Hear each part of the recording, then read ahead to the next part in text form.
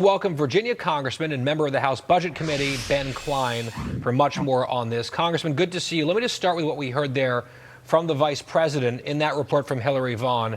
He thinks it's possible to get this all basically jammed into one giant bill and maybe get it done by mid-year, by June. Does that sound realistic to you? It does sound realistic. We are united in the House behind President Trump's agenda. We want to work hard to secure the border, to fund defense, to make sure that we get rid of the Green New Deal and instead just get very excited about American energy production. We want to make sure that we extend the president's tax cuts, revitalize the economy, but also save taxpayers money by incorporating the DOGE cuts and finding waste, fraud, and abuse and eliminating it as well. Well, let's dig into the nitty-gritty here, Congressman, and I'm going to hit you hard because I'm from the Commonwealth, and that's the way we do things, even though Excellent. I'll still bake you a cake on Sunday evening. Republican Chair, Finance Chair, Senator Mike Crapo, and Larry Kudlow has talked about this, since you're on the Budget Committee as well, can the Budget Committee and should the Budget Committee just say to the CBO, hey, the current policy should be scored like this. The Trump tax cuts are already essentially permanent, and they should be scored as just being neutral. You tell the CBO the way things are going to be, not the other way around.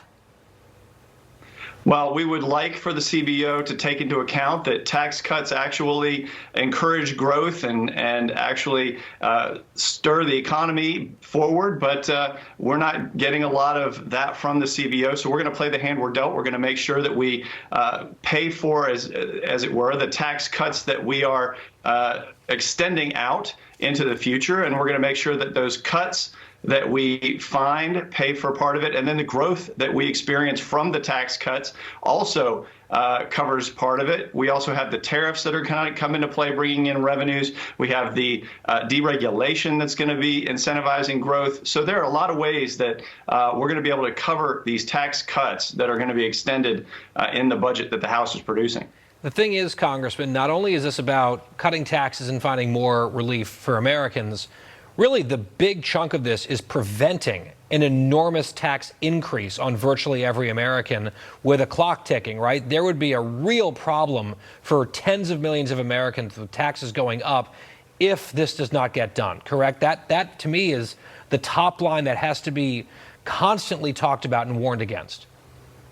Absolutely. And not only are families having to plan for the future, but businesses are having to plan as well. And so when you look at making sure that businesses have that consistency, that continuity of the tax code moving forward, it's essential that we extend these tax cuts into the future to give them that assurance to be able to plan and invest in the United States, in hiring additional workers, building additional plants, and bringing manufacturing home to America. That's what Trump wants. That's what his agenda is all about.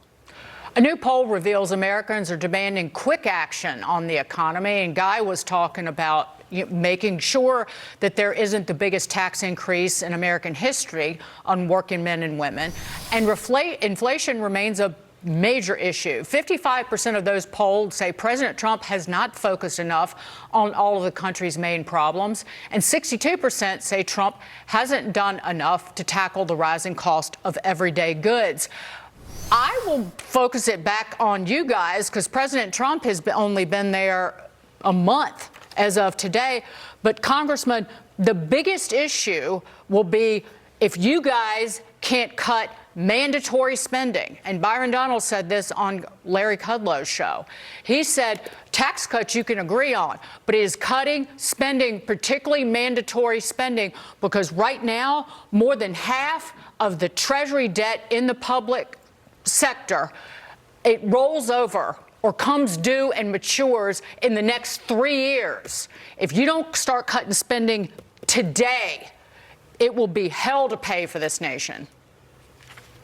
Absolutely. And that's why it's so important that we pass the House budget right away, because, while the Senate wants to take quick action on the border and on defense, they push the tax cuts out into later in the year. And it makes it less secure that we're going to be able to pass these tax cuts by the time they expire at the end of the year. If we can pass a tax cut extension early, provide assurances to the markets, it's going to keep rates lower. It's going to make sure that we can provide those assurances to working families, provide those assurances to small businesses, and make sure we get our fiscal house in order. The cuts that we're providing in our House budget are going to be enough so that we provide that stability to the markets to move forward.